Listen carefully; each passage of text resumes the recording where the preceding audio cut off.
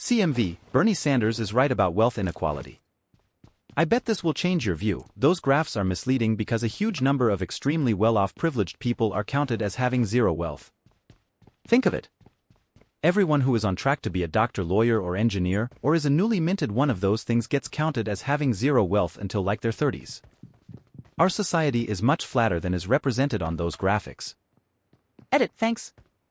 I'll go on. There's also just the financial life cycle of an average adult contributing to inequality. Are you in terrible shape if you start off in your adult life with zero wealth and then retire in the top 10%?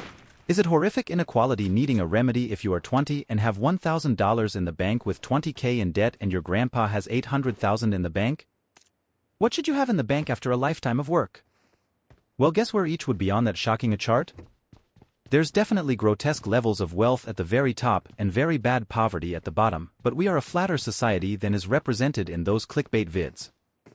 Is your argument that wealth inequality exists or that it is a problem? On the former, no argument there. The links you provided demonstrate that there is inequality. If your argument is that wealth inequality in general is bad, I will argue against that. Similarly, if your argument is that the current level of wealth inequality is bad, I will also argue against that. If you could provide some clarity though on which of these is your view, that would be helpful. My argument is that the current level of wealth inequality is bad. Is your argument that wealth inequality exists or it is a bad thing? Why is school debt a scam? School is an investment you borrow to invest in expectation of returns from that investment. You are not going to share your return, so why should other people pay for your investment? You do not purposely attack the job creators. Bernie is wrong on several levels. The ideas he proposes sounds nice, but the way he would go about them has not worked successfully in any country. Bernie is not a democratic socialist. What he offers is more straight up like socialism. The Nordic countries he likes to invoke, he is far off their mark. Most EU countries have a regressive tax system compared to the US tax system. Many tax corporations less than the US. Less than what Trump has even lowered it to. Some are still in the same range. Heavily taxing the companies that are worth billions and makes jobs possible for millions is just moronic. They don't pay for their social programs like that. In cases like Denmark, the poor pay more in effective taxes. That's right, you use more public sources and you pay more. Stop attack a group because they are wealthy. You do not penalize those who drive the economy and are the ones who employ most of the people. Wealth inequality is a natural and normal part of a universe with differing abilities and scarcity. The reason why people have different amounts of money are due to the fact that people are not equal. There is a fundamental inequality between people which is normal and natural. If we look at things from a societal standpoint, it is the top percentage of individuals in any field who lurch humanity forward. If we could Thanos snap every fast food worker who had it as a career not because they were merely young, we would see some effects on society and the economy, but overall humanity would not be put backwards by any significant measure. But imagine that you did the same thing for the pioneers of the home computer? The removal of a small amount of significant pioneers would set humanity back significantly. Bill Gates is a billionaire, and rightfully so. The amount of productivity and amount of sheer wealth created by Bill Gates far exceeds the amount of his net worth, and the same could be said for every other tech billionaire. In fact, society would be worse off if Bill Gates took a position at, say, a car dealership or became a lawyer and made $300,000 a year than I would imagine the removal of every fast food worker. School debt is a scam. Then shouldn't it make sense that the state should simply get out of education? Medical debt is also a scam. Only because of state interference. Yes, but there are a lot of issues with the wealth tax that Bernie proposes. I actually made a post criticizing Bernie's policies, and the wealth tax is one of them. Here's the post.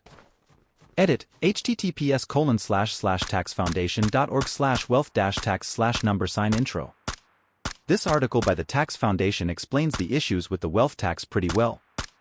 Bernie is a huge proponent of the wealth tax, which sense considering his position on wealth inequality. A wealth tax is problematic for two reasons: its complexity and flight. Firstly, how exactly would wealth be quantified? How would assets such as art that are not available on the market be measured? How would you measure the wealth of a company that makes no profit due to reinvesting the money? There are many questions that Bernie doesn't seem to answer. Next, Bernie's wealth tax is extreme. His proposed tax is increase 2 to 4% from 32 million to 1 billion, 5% until 2.5 billion, 6% until 5 billion, 7% until 10 billion, and 8% on anything over that. Most of the wealthy have their money invested in assets, real estate, and stock, so they will be forced to liquidate their assets in order to pay this tax. This can be extremely concerning for them, and frankly, being an American citizen isn't worth losing the majority of your net worth. So many billionaires will just renounce their citizenship and flee, which in itself is disastrous for the economy. The wealth tax also discourages international companies from expanding into America, since the sheer taxes would lead to a net loss in revenue. So all in all, a wealth tax is extremely damaging for the economy, which is why it's been repealed in the majority of countries it was instituted in. The countries that do have it, on the other hand, reduce the rate until it is insignificant at less than 1%. The best way to fight wealth inequality is through the land value tax. Clearly we do have a problem with wealth inequality. The question is, can the problem be solved without major bad side effects? For example, today US is by far the most innovative country. From software to space to biotech, EU is nowhere near US in the amount of innovation. One reason for this may be that we do have a bunch of people with dispensable resources and desire to throw them around for even better gains. Tesla was not founded in Europe by a European government. It was founded by an eccentric billionaire with way too much money to spend. If we get rid of these people, the center of innovation may move to China, for example. Second, a lot of the wealth of these billionaires are in their companies, not in their money.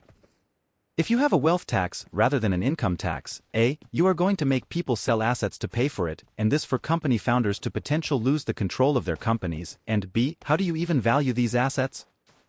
How much is a privately held company really worth? Which brings another question: how exactly did Bernie's team come up with their estimates of the fiscal results of their tax? The problem with all this is that yes, we do have a problem, but the solutions could easily be worse than the original problem. Then there's also a question of implementation. Say Bernie does become a president. Is he really going to implement any of what he promises? A president of the United States is not a dictator.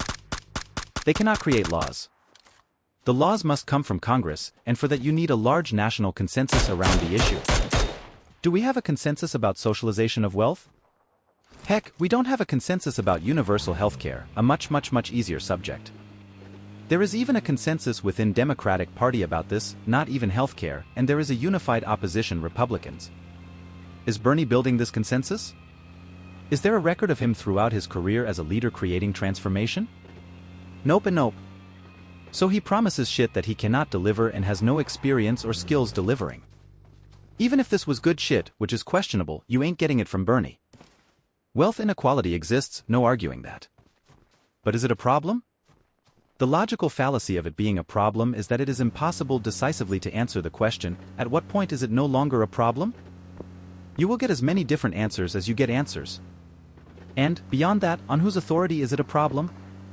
Yours? Your rich neighbors? Your poor neighbors? It's all arbitrary. It really comes down to who do you believe has the authority to be the moral arbiter. If my neighbor works 80 hours per week and earns $2,000 per week, and I work 0 hours per week and earn $0 per week, we have wealth inequality at the end of the week, don't we? But was any wrongdoing committed? Wealth inequality is only unjust to the extent that unjust actions are taken by individuals. This is where my olive branch comes in, because a lot of wealth is acquired through wrongdoing, typically via government in the form of subsidies, bailouts, special privileges, exemptions, conflicts of interest, insurance companies writing Obamacare. However, this is the minority. Jeff Bezos is richer than Bernie Sanders because Jeff Bezos has helped more people in 20 years than Bernie Sanders has helped in 70 years. A lot of people may not like that statement, but it is unequivocally true.